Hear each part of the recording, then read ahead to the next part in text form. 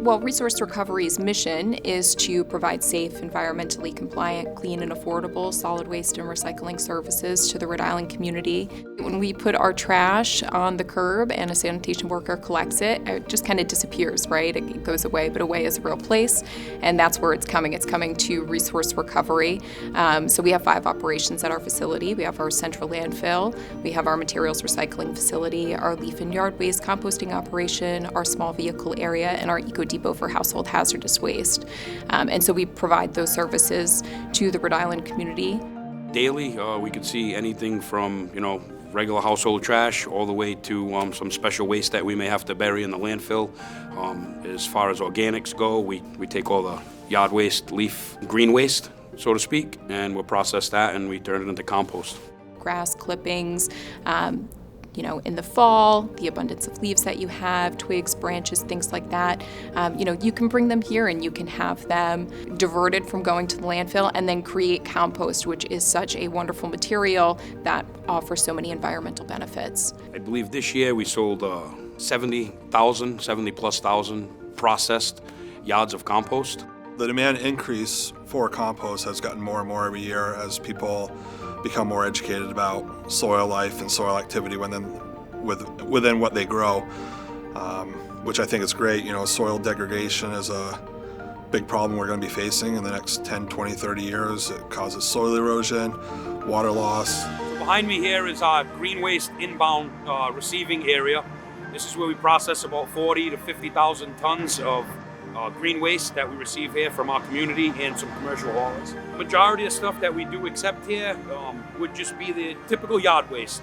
Any bushes you may have trimmed, trees fell in your yard, any grass clippings, things of that nature, organic green waste. We'll then truck it, put it into rows, and from the rows it'll sit there, it cooks, goes through its anaerobic stages. Then from there, we have to keep our rows clean, or our litter control. We are in a landfill environment, so that is a challenge to keep our wind-blown litter out of those piles. We'll turn it, we'll try to keep the moisture in there, and as that product breaks down, it turns into that beautiful soil, and it is tested and regulated. Then we'll take that, we'll stockpile it. Then we'll run it through a screener, sort all the bad stuff out, and that's the product that we put out for sale and through Casella. We screen it down to a half-inch trommel screen, which gives you a really nice, fine, even product. So say you're going to grow spinach or you're going to grow a lettuce. You want to know day in and day out that the material you're getting in is going to be constant so that you know what your fertilizer requirements are going to be.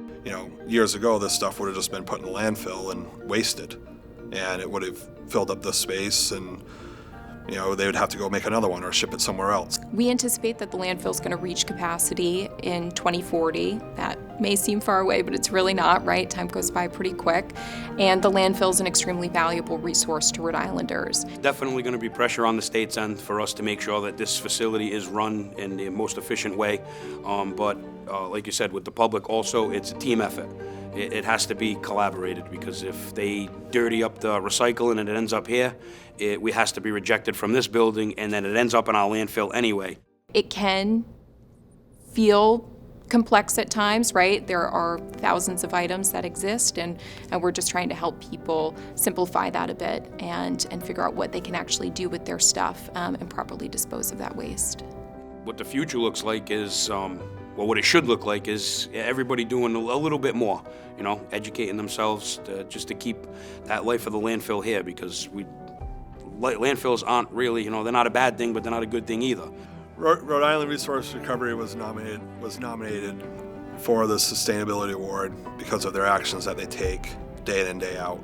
Yes, the compost is the avenue that I deal directly with, and the fact that 73,000 yards went out last year. That's not going into the landfill. That's going to a beneficial use. On behalf of the Rhode Island Resource Recovery Corporation, please know that we are honored and very thankful to Casella, not only for this formal recognition, but also for being such a fabulous business partner. Without your efforts in bringing our compost to market, this program would not nearly be the success that it is today, so thank you. In addition, I would also like to recognize Mr. Jason Peasy and our field staff. Jason is Resource Recovery Operations Manager, and it is he and his team of dedicated staff that deserve the credit here. Receiving and processing nearly 40,000 tons of leaf and yard waste each year, turning it into this fine Class A certified organic product is no small feat. And it is guys like Jason and his team who actually make this happen. So guys, this one's for you. Thank you.